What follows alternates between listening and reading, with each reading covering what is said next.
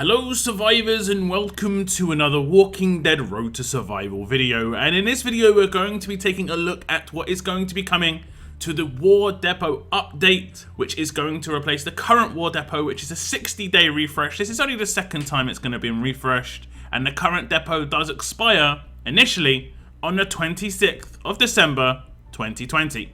Reading through the post, it says the War Depot update will come on the 2nd of January 2021 apparently. Hello survivors, we know that many of you have been anxiously anticipating the next update to the War Depot. Yep, I've been getting quite a few PMs, messages in my live streams. Today, we're pleased to bring you details on the newest updates. You can expect these changes to appear in-game at 4 PM Pacific time on the 2nd of January alongside the upcoming Blitz War event.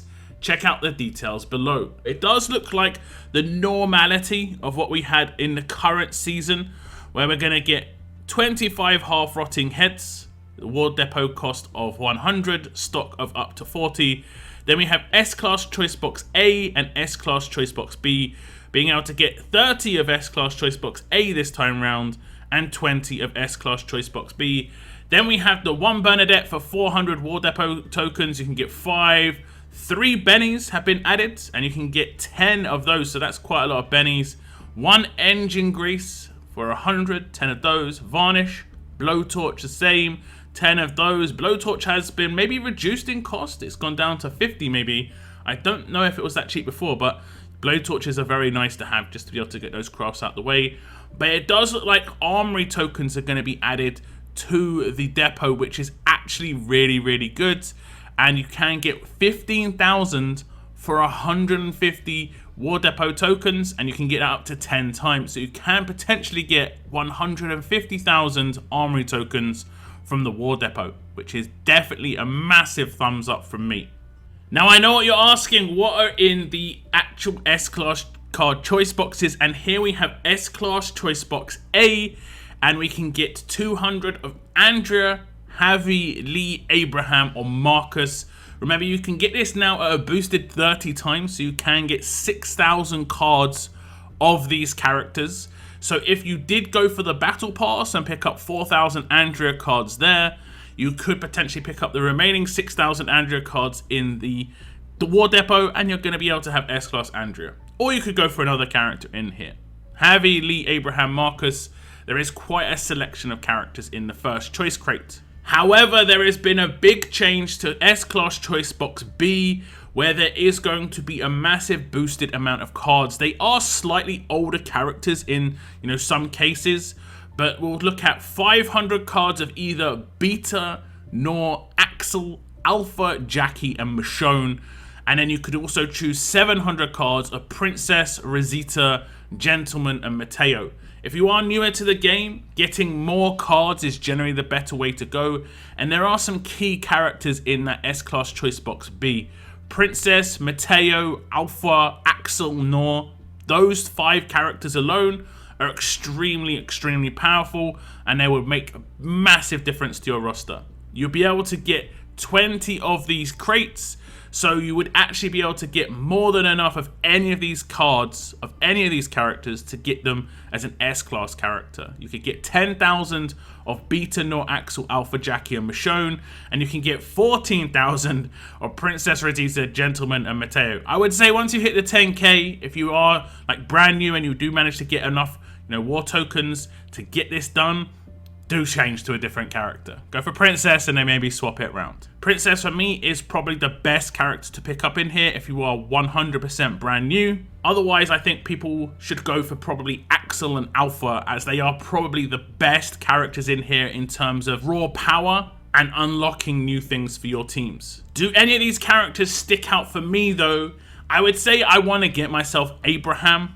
I want to finish off my Lee, and definitely want to get some Andrea. But honestly, I think those 15,000 armory tokens are the biggest win for me in this new War Depot refresh. And I'm probably going to spend the majority of my war tokens on those armory tokens, because weapons are something that I need to grind almost 24/7. It does finish off by saying, finally, as a friendly reminder, please ensure that you use your current War Stash tokens prior to War Stash expiring. The countdown timer is located in game, as these tokens do expire. I have been trying to remind people on my stream and, you know, in videos in the past, so make sure you do that. It finishes off by just saying best TWD RTS team. So if we jump in game right now, you can see the War Depot has 2 days left. So if you want to purchase anything else in here, you have 2 days left to do it. I was kind of correct. Blowtorches were 100 before, but you got 2. Now you get 1 for 50. So it's the same price per blowtorch, but they've reduced it. I don't know why they've done that, actually. I'm not really sure. Maybe they just want to allow people to pick up 1 blowtorch at a time. It doesn't really make too much of a difference, honestly. They have removed gear markers, which I think were pretty useless in here. I don't know. Maybe people weren't buying them. But the addition of armory tokens is such a big deal for me personally, guys. Any of you guys out there just like, yes, armory tokens, give. Because that is definitely what I want to pick up. As you can see, I went for Bernadette's as well. So the trainers are going to be quite nice. They added Benny's this time around as well. And they are going to also have the half-rotting heads. They are adding new half-rotting heads. Could that mean there's going to be a new war character? We'll have to wait and see, guys. We'll have to wait and see. More theories on that coming before the end of the year for sure. It is worth noting as well that they aren't going to be continuing with the 6-star crate. They are moving straight to S-Class. If you don't have Dr. Stevens, I would say he is well worth picking up just because he's great for Arena, if nothing else. He makes a big difference if you've got a domination attack team, and he can pretty much give you a first turn team in the right setup. I use Dr. Stevens all the time, and I have multiple of him, and I'm kind of tempted to even pick up another crate here.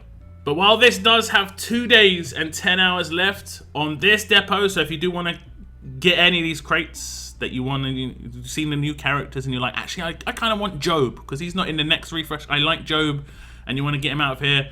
This is your last chance. Now the stash does expire like it was said before, and you do also only have the same amount of time on the stash as you do in the depot. Luckily, I got reminded of this because I have 62 tokens, and it is very well worth picking up all the stuff. There's a lot of trainers. The food isn't great. It doesn't say whether they're going to change the stash, but I'm assuming they are not. They're not going to change the stash at all. And they were going to have a lot of food bags. I've got so many food bags now, I don't know what to do with them. Fingers crossed, 2021, very early in 2021, we get something added to RTS that we can do with food other than leveling up. Because I have such a massive excess of food that I can't do anything with. And they're still giving out food like it's a problem.